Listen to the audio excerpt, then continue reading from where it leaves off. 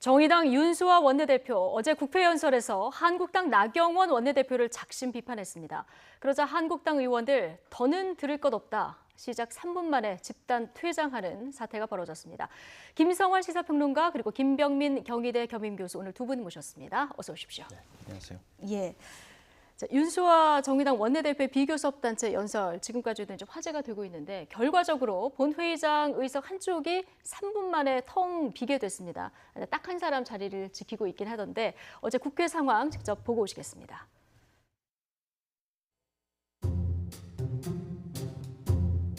제1야당의 원내대표께서 선거 제도가 개혁되면 정의당이 원내 교섭단체가 된다며 선거제도 개혁을 반대한다고 얘기했습니다.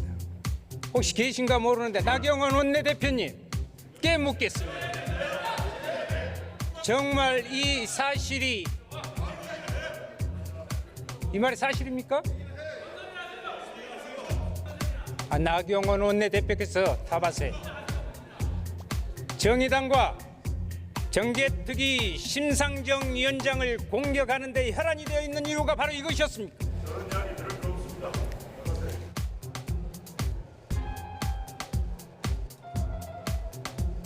한 분 계시네요. 자유한국당에게 촉구합니다. 더 늦기 전에 민심 그대로 반영되는 국회를 만들어 원래 이제 자유한국당이 보이콧 전문 정당입니다. 그게 무슨 그래서 말씀이세요? 이제 20대 국회에서 16번의 국회 일정을 보이콧한 당이라 설마 비교섭단체이긴 하지만 대표 연설까지 보이콧할 줄은 생각 못했죠. 당황스러웠던 건 사실입니다.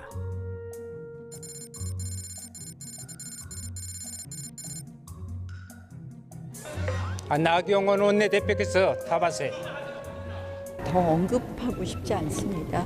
더 언급할 가치가 없다고 생각해요. 우리의 의사를 표시한 것이고요. 뭐 자꾸 물어봐요. 더 할 것도 없어요. 특강 관련해서. 언급할 가치가 없습니다.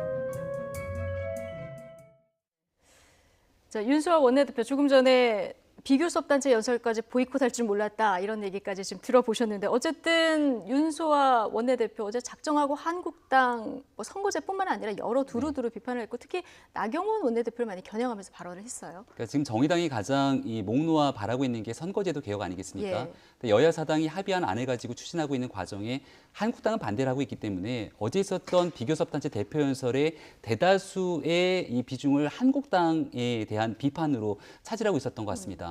그러니까 연설을 통해서 여러 가지 본인들은 의견을 표시하면 되는데 조금 전에 우리가 화면에서 봤던 것처럼 지금 이 국회 의석에 앉아 있는 한국당 의원들이 향해서 질문하는 듯한 모습을 취하게 되니까 아마 거기에 대한 항의 표시가 있었던 게 아닌가라는 생각이 들고요.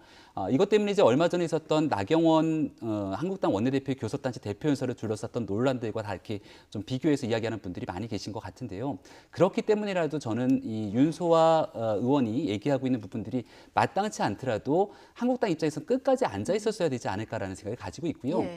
윤소아 의원이 했던 연설문에서도 사실은 정의당의 과거 노회찬 전 원내대표의 연설 등을 보게 되면 비유를 통해서 굉장히 알기 쉬운 대중의 언어로 설명하게 되는 그런 중요한 내용들을 많이 얘기한 바가 있는데 어저께 있었던 내용들은 정의당에서 정말 하고 싶었던 얘기들을 하기 위한 연설이었던 것인지 아니면 한국당을 비판하기 위해서 나왔던 연설인 것인지 분간이 잘 안 되기 때문에 정의당 입장에서도 그렇게 중요하게 이목을 끌기 위한 연설은 아니었다고 생각이 됩니다. 예, 어쨌든 어제 뭐 날강도 신보부터 배부른 돼지까지 격한 표현들이 막 오고 가고 했는데 지난번에 나경원 한국당 원내대표도 연설했을 때 민주당이 잘 안 들어줬다고 또 항의를 했기 때문에 이게 이제 우리 대표 연설할 때는 들어줘야 되고 남의 당 연설은 듣지 않아도 되는 거냐 내로남불이나 이런 비판도 또 나옵니다. 국민들이 이 장면을 보시고 어떤 생각을 하셨을지 좀 걱정이 되거든요. 그러니까 물고 물리는 관계처럼 보이지 않습니까? 어느 한쪽도 정당해 보이지 않는 싸움을 하고 있는 거 아니냐 이런 생각이 좀 드는데요. 지난번에 수석 대변인 발언 끝나고 난 다음에 나경원 원내대표하고 자유한국당에서 야당 원내대표 입에도 재갈을 물리려고 한다 이렇게 반발을 했었고요. 마침 또 어제 나경원 원내대표가 언론과 인터뷰한 내용을 제가 봤거든요. 거기에는 비판의 목소리를 듣지 않는 여당을 두고서 국민이 아닌 대통령의 대변자가 되려고 한다 뭐 이렇게까지 비난을 했는데 본인과 관련돼 있는 얘기 나왔다고 해서 뭐 의원들까지 독려하면서 나가자고 얘기하는 이런 태도가 과연 맞는 것인지 지난번에 수석 대변인 발언했을 때 문희상 국회의장이 그랬지 않습니까?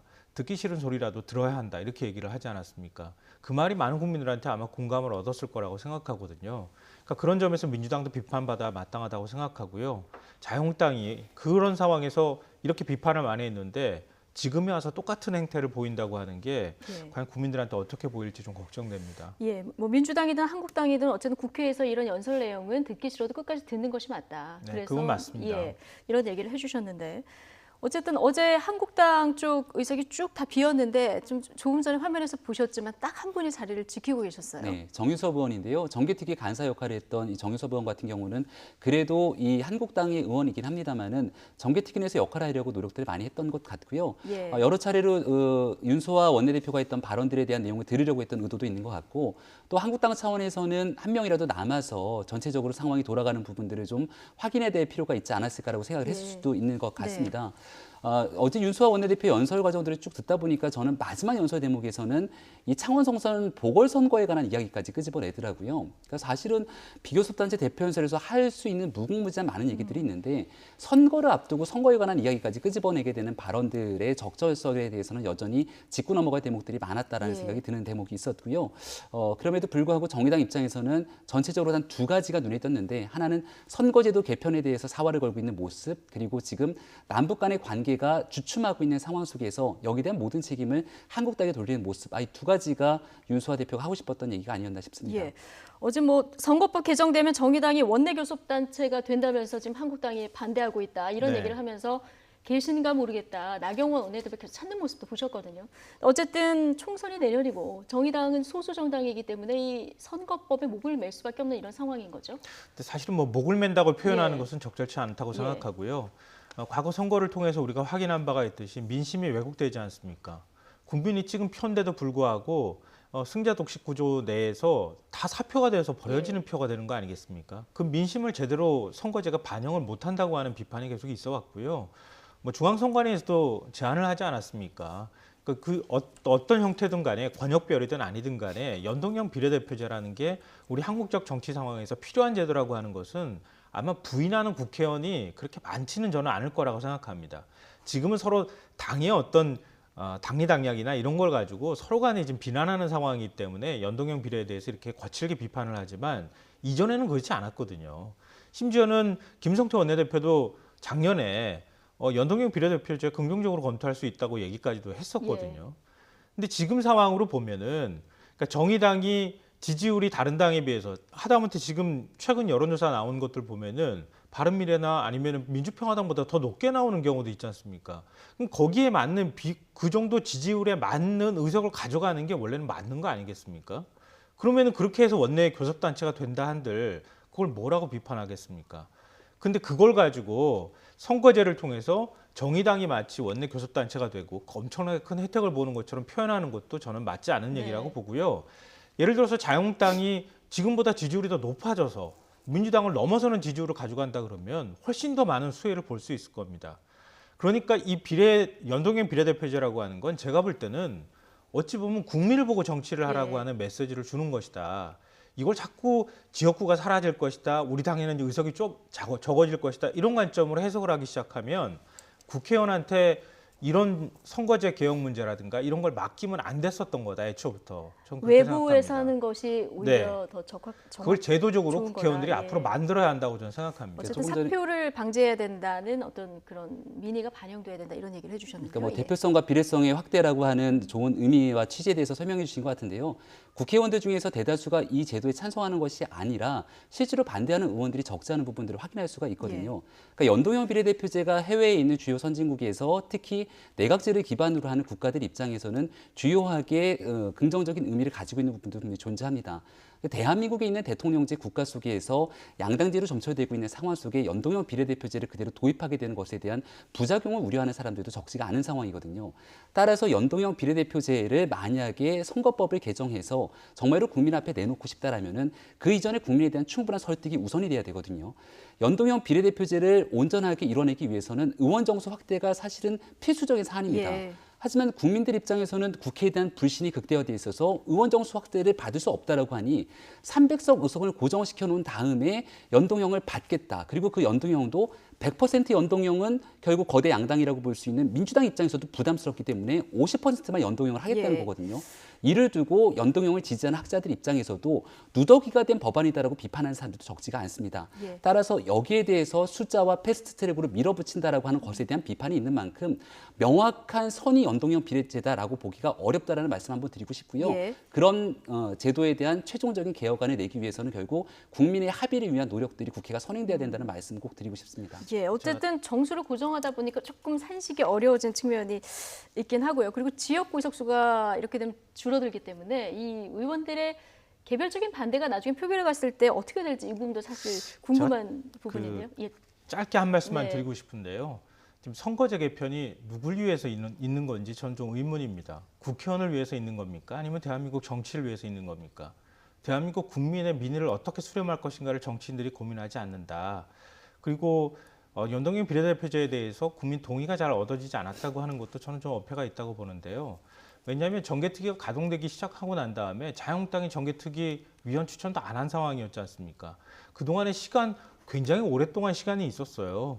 근데 그 시간 동안에 제대로 국회의원들이 안 움직인 거예요.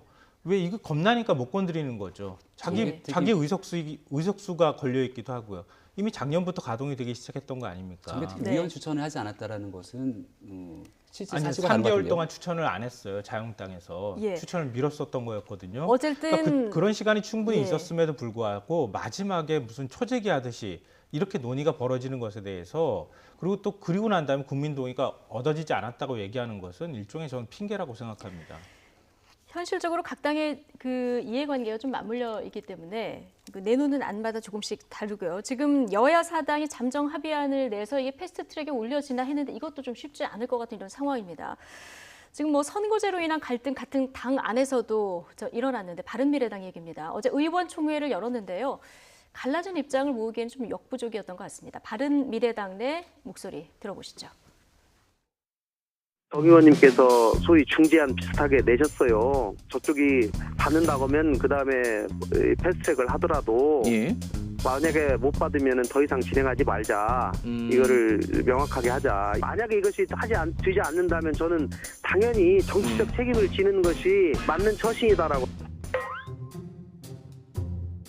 탈당하거나 이런 의원분들이 좀 일부 있지 않을까. 굉장히 많은 분들이 화를 내셨어요. 저희 당 의원님들이 이 부분에 그런 얘기 듣는 거에 대해서 굉장히 자존심 상해하시고 네. 절대 탈당 의사가 없다는 것을 제가 누차 확인을 했습니다. 네. 저는 자유한국당의 이간질이라고 저는 생각을 하는데요. 분당할 거면 그냥 분당하면 되지. 네네. 뭐하게 이렇게 지난한 논쟁들을 하겠어요. 한국당과의 결합이 가능하다고 보시나요? 자연스러운 계기가 마련될 수도 있지 않나 이런 생각은 하고 있습니다. 예.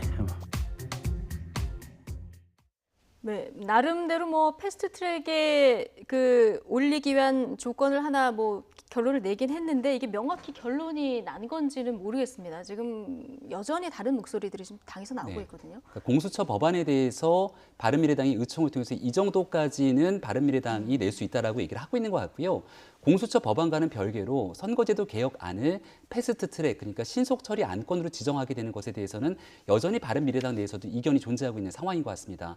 선거제도 개혁이라고 하는 건 사실 국민들이 투표하게 되는 이 게임의 규칙인 거잖아요. 근데 이것을 여야가 최종적으로 합의하지 않는 상황 속에서 패스트트랙에 태우게 된다면 330일이 지나고 표결을 정리할 수 있다는 겁니다.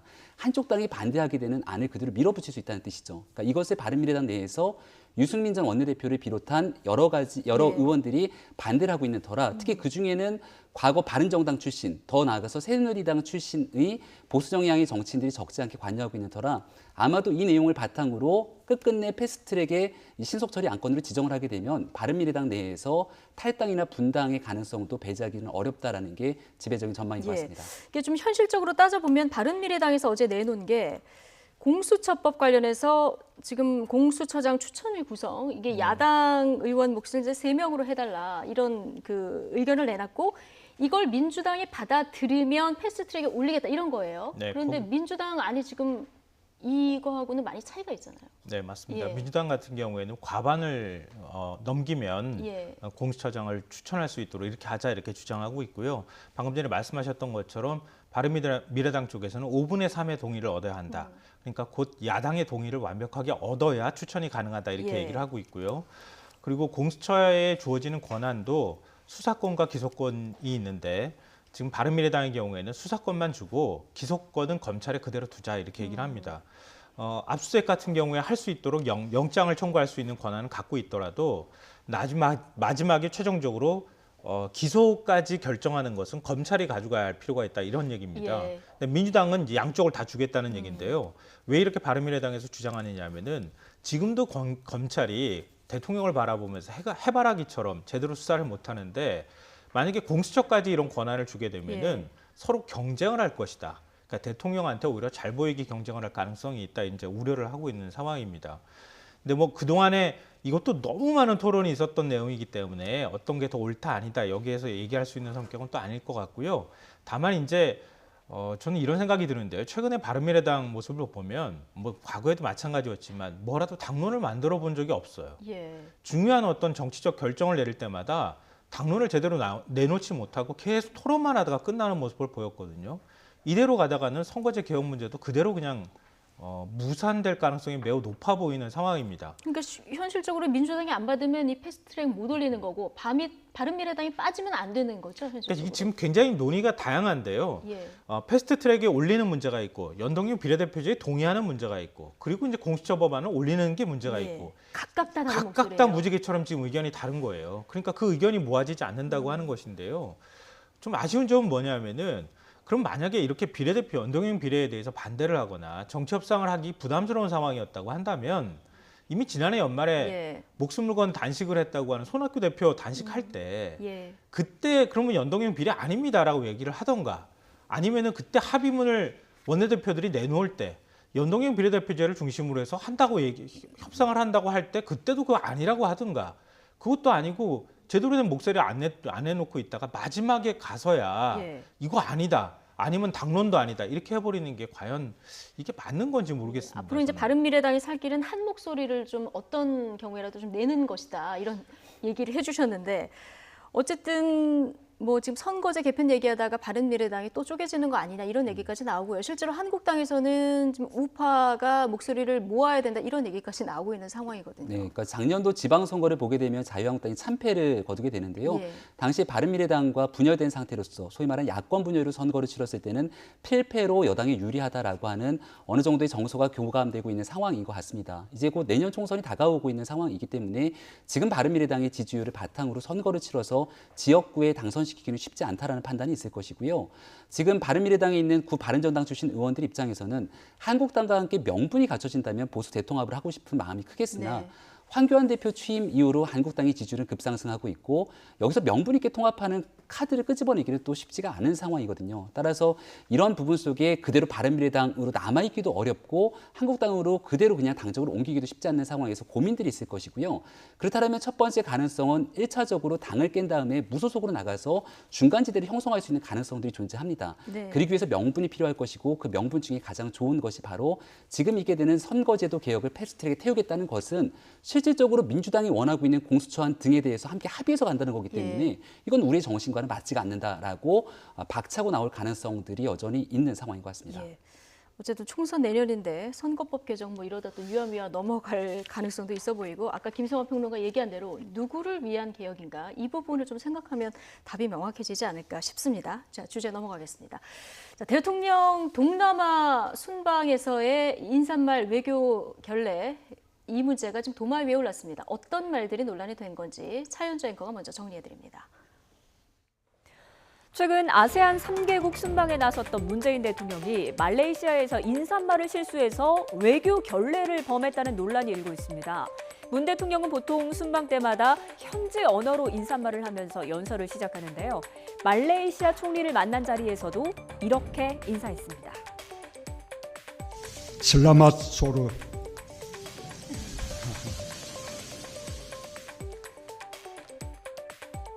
네, 이 슬라맛 소르라는 인사말이 문제였는데요. 말레이시아어로 오후 인사는 슬라맛 뿌땅입니다. 문 대통령이 사용한 슬라맛 소르는 이웃나라인 인도네시아 말이었던 거죠. 입장을 바꿔서 외국의 인사가 우리나라에 와서 곤니찌와 혹은 니하오라고 인사한 것과 마찬가지라는 그런 지적도 나옵니다. 인사말 실수 또 있었습니다. 대낮에 열린 행사에서 밤 인사를 하고 정작 저녁에는 오후 인사를 했다는 지적도 나왔습니다. 슬라맛 말람, 슬라맛 뿌땅, 슬라맛 뿌땅. 네, 청와대는 친숙함을 표현하고자 현지어 인사말을 작성하는 과정에서 혼선이 발생했다면서 또 이런 일이 발생하지 않도록 만전을 기하겠다고 밝혔습니다. 네, 말레이시아 국빈 방문이었는데요. 여기에서 이제 인도네시아로 인사를 하거나 시간이 안 맞는 인사 이런 게 나왔습니다. 이게 참 외교적 결례인데 의전팀은 어떻게 준비를 했나 이런 생각할 수밖에 없습니다. 저도 뭐 개인적으로 도저히 이해가 안 됩니다. 예. 이건 외교의 ABC거든요. 예. 그러니까 대통령의 입으로 말하는 모든 것들에 대해서는 다 밑에서 보좌를 해줘야 되는 겁니다. 특히나 상대국의 최고 지도자를 만나는 자리에서 인사말을 다르게 했다. 그리고 또 그 나라가 아니라 다른 나라어로 인사를 예. 했다. 이거 이해할 수 없는 얘기고요. 일종의 이제 아마추어리즘이라고 비판받아 마땅하다고 생각합니다. 근데 지금 청와대 설명으로는 현지에서 급하게 인사말이 들어갔다고 얘기를 하거든요. 예. 그러면 현지에서 최소한의 그 전문 통역을 통해서 인사말을 확인을 하거나 검증하는 절차를 밟았다고 보기는 어렵다. 예. 그러니까 그 현지 전문 통역이 이 정도 단어를 몰랐겠습니까? 그러면 결국 의전팀 내부든 누가 인사말을 하면 좋지 않을까 이렇게 해서 어디서 찾아보든가 이런 과정에서 제가 볼 때는 우리 순방국이 미리 정해져 있었잖아요. 그러니까요. 예. 그러니까 사실은 뭐 현지에 가가지고 인사말 하나 넣으시는 게 좋겠습니다. 이렇게 얘기는 할 수는 있겠죠. 예. 근데 그렇다고 하면은 혹시 실수할 가능성에 대비해서 좀 확인하고 검증하는 절차가 있었어야 하는데 그런 것 안 하고 굉장히 뭐 쉽게 생각해서 저런 인사말을 그냥 찾아서 넣은 거 아닐까. 뭐 이런 단계까지 갔을 거라고는 전 믿고 싶진 않지만 네. 하다못해 뭐 인터넷 검색해가지고 인사말이 이거랍니다. 이렇게 해서 아이고. 대통령한테 보고하고 대통령이 입에서 저 말이 나왔을 거라고 믿고 싶지는 않습니다. 근데 과정을 보면 그렇게 됐을 가능성도 배제하기 어렵다는 생각이 자꾸 든다는 예. 겁니다. 얼마나 미숙했는지. 대통령의 국빈 방문인데. 그러니까 말입니다. 예. 그러니까 이게 한두 번이 아니라 자꾸 이런 일들이 반복되면 반복될수록 예. 청와대가 사실 불필요하게 공격받지 않아도 되는 걸 가지고 공격받는 거잖아요. 그리고 굉장히 감성적으로 청와대가 뭔가 미숙하고 제대로 하질 못하고 있다고 하는 국민적 비판이나 논청을 받을 수밖에 없다. 이런 예. 면에서 청와대에서 좀 자성도 해야 되고 이번 기회에 전체적인 점검도 해야 될 필요도 있다고 생각합니다. 예. 그래서 어제 뭐 대정부 질문에서도 당연히 야당 의원이 관련 지적을 했습니다. 이낙연 국무총리 집중력 없고 전문성이 떨어진 직원이 있는 것 같다 이렇게 토로했는데요. 이 얘기 들어보시죠. 대통령께서 말레이시아 총리가 회견 때 인도네시아 말로 인사말 한 거 어떻게 생각하십니까? 네, 그 현지에서의 실무적 실수가 있었다고 들었습니다. 왜 이런 일이 일어납니까? 네, 뭔가 집중력이 없고 전문성이 떨어지는 직원들이 있었다고 생각합니다. 총리 말씀하신 전문성이 없는 청와대 외교안보 팀들이 독점을 하고 있기 때문입니다. 외교안보를. 그렇게 생각 안 하십니까? 뭐 그렇게까지 봐야 될지는 모르겠습니다. 그러나 의원님의 지적을 뼈아프게 받아들이겠습니다. 뭔가 집중력이 없고 전문성이 떨어지는 직원들이 있었다고 생각한다. 지적을 뼈아프게 받아들이겠다. 이낙연 총리의 이런 답변까지 들어보셨는데 대통령이 해외 순방을 하고 국빈 방문을 하거나 외국에 나가게 되면 발걸음 수라든가 아니면 정말 악수를 어떻게 한다든가 이런 것까지 다 계산을 해서 굉장히 치밀하게 준비하지 않습니까? 보통? 네, 그러니까 이거를 개별 직원의 일탈이나 문제로 삼아서는 안 될 것이고요. 예.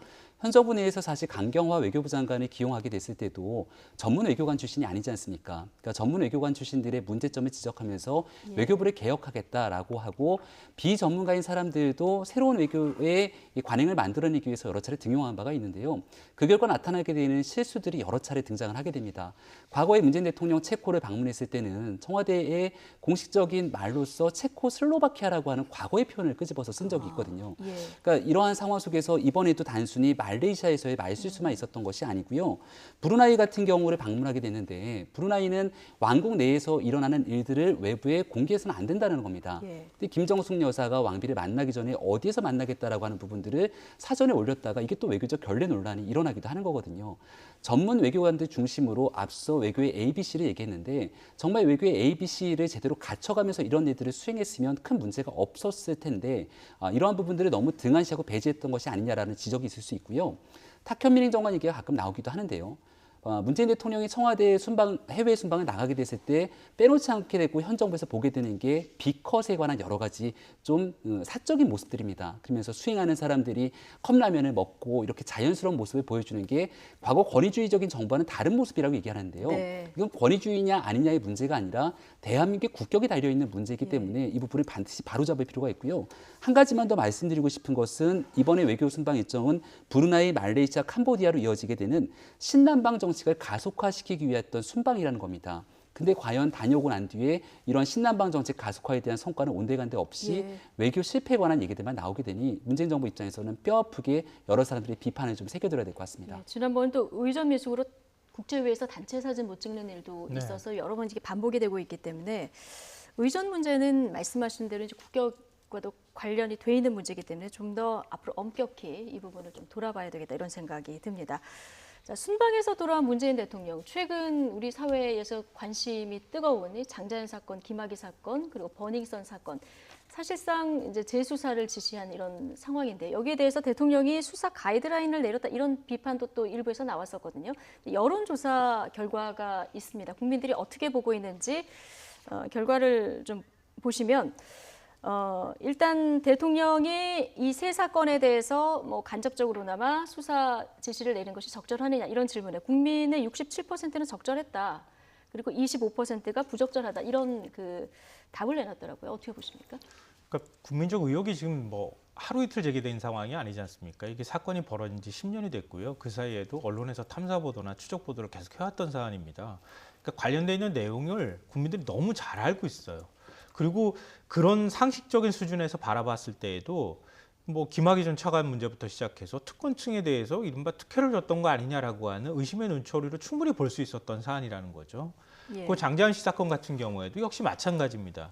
연루된 사람들이라고 거론되는 사람들이 전부 다 뭐 언론사 사주라든가 뭐 정치인이나 이런 사람들입니다. 그런 부분에 대해서 국민적인 어떤 반감이나 이런 것들이 있다고 보고요.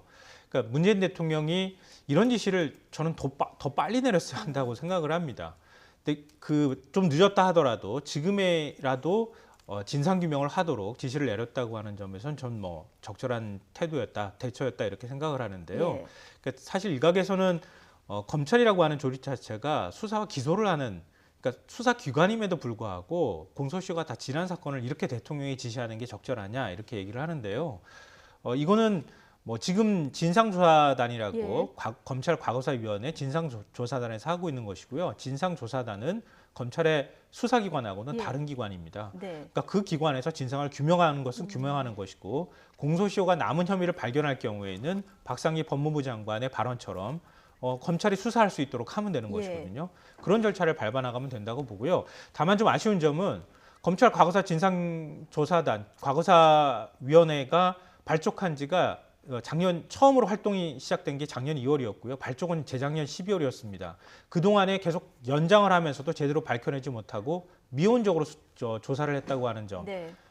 이런 부분에 대해서는 저는 좀 비판받아야 한다고 생각합니다. 그런데 이제 법률적으로 따져보면 이게 공소시효 문제가 좀 걸려 있기 때문에 검찰 입장에서는 재수사를 결정하는 데 있어서 정치적 선택을 강요받는 거 아니냐 이런 비판도 일부에서 나옵니다. 수사의 가이드라인을 설정한 것 아니냐라고 하는 비판이 있는데요. 대통령의 발언 그대로를 보니 공소시효가 끝난 일은 그대로 사실 여부를 가리고 공소시효가 남은 범죄에 대해서는 엄정한 사법 처리를 해라라고 이야기를 하고 있습니다. 이것은 이제 장자연 씨 사건뿐만이 아니라 최근 있게 되는 버닝썬 사건과 같이 결부져서 얘기를 하게 되는데 국민들 입장에서 바라보건대 버닝썬 사건 현재 진행형의 사건으로 작년부터 문제가 불거지게 됐는데 네. 실제로 경찰이 수사에 제대로 나서지 않는 것은 뒤에서 비호 세력들이 있는 것이 아니냐라고는 불만의 소지가 있는 것 같습니다. 보다 엄정한 사법 처리를 촉구해야 되는 일에 대해서는 이미 진직에 나왔어야 되는 일들임에도 불구하고 좀 늦게 나온 것이 아니냐라는 비판의 소지가 있을 것 같고요. 지금 대통령이 직접 나서서 공소시효가 끝난 일에서까지 사실 여부를 가리라라고 한다면 검찰의 시점에서 바라보건대 이 건의 공소시효 여부 상관없이 재수사를 들어가야 되는 정치적 부담감을 안게 되는 거거든요. 그리고 이 건에 대해서 특히나 김학의 전 차관 같은 경우는 지금 자유한국당의 대표로 있는 황교안 대표까지 연관성을 가지고 정치적인 공세가 이뤄지고 있는 터라 이게 과연 사건의 진실을 규명하기 위한 것이냐 네. 아니면 지금 총선을 앞두고 있는 상황에서 정부의 지지율이 떨어지고 있는 상황이니 적폐청산 카드를 다시 끄집어내기 위한 정치 공세냐라는 예. 비판이 있을 수 있어서 대통령의 발언에는 오히려 저는 좀 조심스러울 필요성이 있었다고 생각이 됩니다. 예. 자, 남은 시간 동안 재보궐선거 얘기 잠깐 해보겠습니다. 4.3 보궐선거 이제 한 2주 정도 남은 네. 상황입니다. 이게 초미니 선거예요. 창원 성산하고 통영 고성 단 두 지역만 하는 건데 관심은 굉장히 지금 뜨거운 상황이고요. 지금 각 당 대표들 다 지역으로 내려갔습니다. 일종의 이제 문재인 정부 중간 평가 성격도 갖고 있다고 네. 보이고요. 그리고 무엇보다도 두 선거 지역 모두 PK에 위치하고 있다는 겁니다. 민주당 입장에서는 다음번 총선을 위해서라도 집권을 계속하기 위해서라도 PK 지역에 교두보를 만들 필요가 있거든요. 근데 그런 상징성이 이번에 두 곳에 부여가 됐다는 것이죠. 그런 상징성이 있는 선거에서 만약에 패배할 경우에는 여든 야든 모두 이제 타격이 있을 수밖에 없는데 자유한국당 입장에서 본다 하더라도 황교안 대표 체제가 들어서고 난 다음에 첫 선거거든요.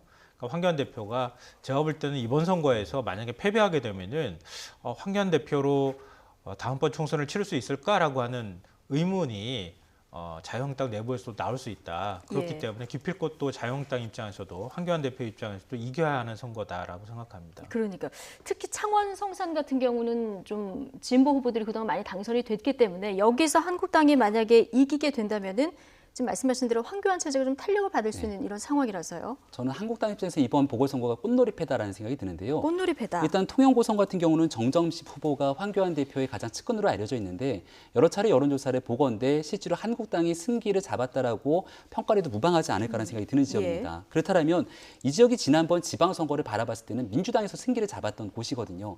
결국은 어떤 후보를 공천하느냐가 지도부의 리더십이 결정하게 되는데 민주당의 양문석 후보를 공천했던 만약에 떨어지게 된다면 이 민주당 지도부의 리더십에 문제가 좀 생길 수도 있는 대목이고요. 창원 성산 같은 경우는 현재 박빙의 승부를 펼치고 있다라는 얘기가 나옵니다만 결국은 단일화가 핵심 쟁점 아니겠습니까? 그렇죠. 단일화를 하게 되더라도 민주당 후보보다는 정의당의 여영국 후보가 훨씬 더 앞서 있는 것이 아니냐라는 분석이 좀 지배적인 상황이라면 그럼 결국 민주당이 보궐선거가 끝났는데 두 곳 중에 한 곳도 승기를 거두지 못하게 되는 상황이 발생할 수 있습니다. 지난번 지방선거와는 완전히 다른 상태로 가게 되는 거죠. 그러면 과연 지도부에서 공천이 제대로 이루어졌는지에 대한 여부부터 현 정부의 중간평가 성격까지 맞물려 있는 터라 이번 보궐선거에 대한 결과 이후에 후폭풍이 거셀 것 같고요. 네. 결국 지금 지도부 체제로 내년도 총선까지 이어질 수 있을 거냐라고 하는 내부의 흔들림의 상황까지 있을 수 있어서 이번 보궐선거는 저는 한국당보다는 민주당의 결과 상황들을 바라보는 것이 조금 흥미로운 대목인 것 같습니다. 예, 지금 뭐 지역 여론조사를 보면은 창원 성산에서 한국당 후보가 조금 앞서고 있다고 하는데 말씀하신 대로 그래서 이제 후보 단일화 여부가 관심 아니겠습니까? 이게 인쇄용지가 얼마 안 남았어요. 네. 예. 뭐 저는 단일화 할 거라고 생각합니다. 할 거다. 왜냐하면은 그동안에 이 지역은 계속 단일화를 해왔던 지역이고요. 단일화를 해서 사실은 승리했던 지역입니다. 그래서 창원 성산이 굉장히 중요했고 고 노회찬 의원도 거기에서 이제 당선이 될 수가 있었던 거기 때문에 그런 이제 학습 효과가 있어서 정의당하고 민주당이 어찌됐든 합의하려고 노력하고 최종적으로 합의할 가능성이 매우 높다고 보고요. 예. 통영 고성 같은 경우에는 사실은 지금은 이제 뭐 여론조사에서는 양문석 후보가 좀 밀린다 이런 평가들이 좀 있는데 사실은 뭐 조선 산업이 좀 불황이기도 하고 지역 민심이 좀 좋지 않을 수도 있는 민주당에서 좀 불리한 여건인 것만은 분명합니다. 예. 그런데 이게 사실은 지역이 좀 분리가 돼 있는 상황이에요. 양문석 후보는 통영이고 또 정전식 후보의 경우에는 고성이거든요. 근데 통영 인구가 또 상대적으로 굉장히 많은 편입니다. 그러니까 그런 어떤 지역적인 문제나 이런 것들도 하나의 변수로 작용할 수 있기 때문에 선거 결과를 섣불리 예측하기는 조금 어려운 상황이 아닐까 싶습니다. 예, 초미니 선거지만 지도부까지 총출동한 재보선. 뭐 2주 뒤에 뚜껑을 열어봐야 결과는 알 수 있을 것 같습니다. 김성환 시사평론가 그리고 김병민 경희대 겸임교수 오늘 두 분과 함께했습니다. 고맙습니다.